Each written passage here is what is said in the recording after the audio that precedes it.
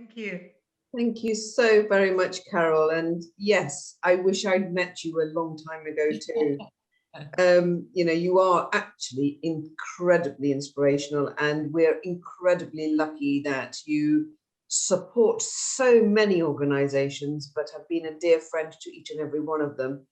And I apologize for coming on towards the end of the event. Unfortunately, I didn't realize the debate in Parliament was going to be as long, but it's a sign of success when you have an incredible large number of speakers wanting to speak in the debate for International Women's Day. And so I've just finished that, but it is a joy always, as always, to support the work that Margaret, Robin, Patricia, and all her incredible team do in bringing people together. And I think, you know, first of all, Ellen, your story is brilliant. You are, again, a phenomenal young person that I adore, and I'm glad that you came into my life, because it just demonstrates, you know, actually we are put onto the planet to be drawn to like-minded people, to engage, to share, and then to be able to hopefully enable platforms for others. And I think that's the key to a lot of the work that we should all be engaged in doing, is looking at how we lengthen the ladder for others to get on, rather than draw it up once we've got to where we need to be. And the Choose to Challenge that the UN Women have put as the title is a really good one. It's a really good title for so many things. Challenge yourself, challenge the institutions you're in, challenge government, challenge, you know, people that work around you, challenge people that you agree with most of the time, but have noticed over the years you've kept quiet because they're your friends and you don't want to upset them. But, you know, you find that there are certain things they say or do that really, if they were reminded of it, they would probably change.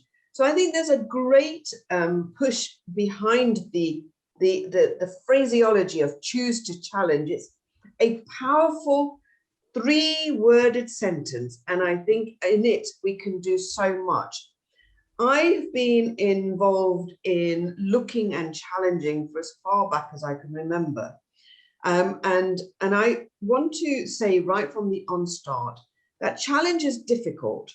It's not an easy thing to do, and often as not you've got to develop a really thick skin, because the pushback and sometimes the hurtful commentary that comes can really knock your confidence. But it's going to happen to everyone if we don't, some of us don't stand up and change the narrative.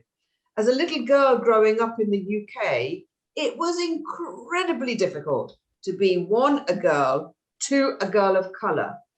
And so, you know, you're balancing your life against so many cultural barriers and obstacles and challenges that it made me as tough as I am today because of that upbringing. Would I wish it on anybody else?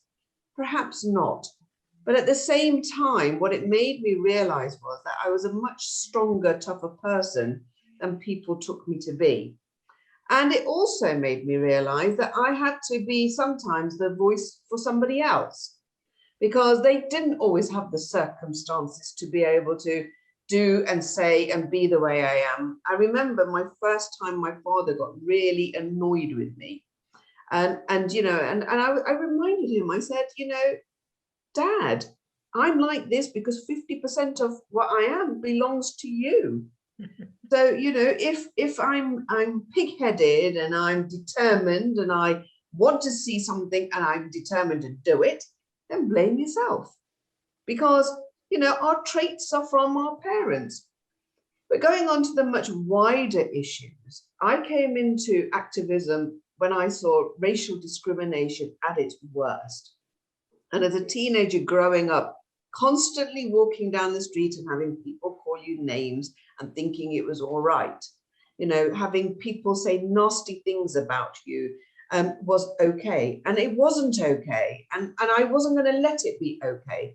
So, you know, we grew up knowing that this Choose to Challenge actually should have been a phraseology even then, because some of us grew up to challenge it. And I'll just turn my attention for a couple of minutes to Carol. Carol was in an environment where, you know, the media is not an easy place for a woman to operate in. And yet she achieved some huge accolades and some huge imprints into an organization which now is beginning to recognize, and it's been battered and bruised over the years, about equal pay for women and men in the BBC. She's done such a lot of work, and when I sit down sometimes and I reflect on her experiences and others who have come into my life, I think, wow, if you bottle all of that up and then try and send it out to places where those challenges still exist on a scale of magnitude, then, you know, we would really start to break those barriers down. I've met a phenomenal woman a few days ago. I was on a business trip in Uganda, and I came across this phenomenal woman from a bank called Stanbic Bank. And she had partnered up with a woman from a UN agency. And what they were doing was actually trying to give financial literacy to women in business. And I thought, you know what? It's a very simple idea, but a corporate working with an agency have come together and recognized that this is a game changer if women are able to understand what is available to them and then how to utilize it in the most sensible, most efficient and effective way. So, you know, you look at these stories and you look at these people, and every single day I must go away thinking, wow, there is so much good going on. And if only we could just share it as much as possible. I mean, I think this is I've done a lot of International Women's Day events, and I've done them because I believe passionately that, you know, 51% of the world's population has got so much to give. It's got so much energy and intelligence and nurturing and kindness that the other 50% really could do with a few lessons of learning from it. But I'm also pleased that now there is a shift amongst men speakers beginning to stand up and recognize that, you know, there is this potential. How do we work together in partnerships? The world only changes for the better when everybody comes together. The world always changes for the worse if we only see everything through one lens. And that's why it is critical.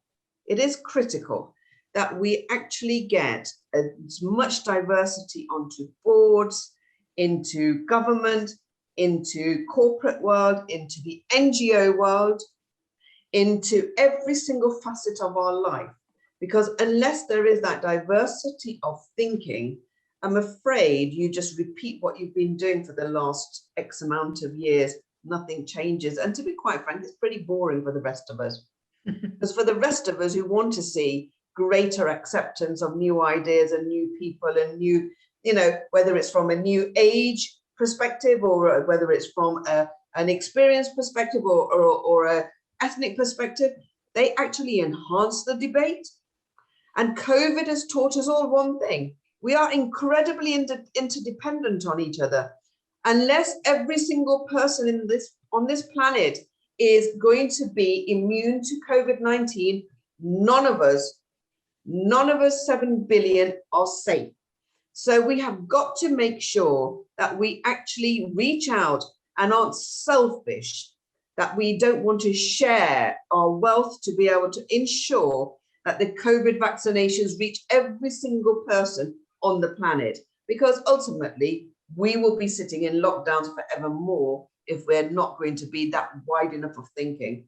And my final thoughts on as I've been sitting, and I've been sitting through a debate in Parliament, as I said, my final thoughts are around all of those people that are locked up in households today, suffering immense abuse, whether it's psychological, whether it's physical, whether it's sexual, whether it's economical.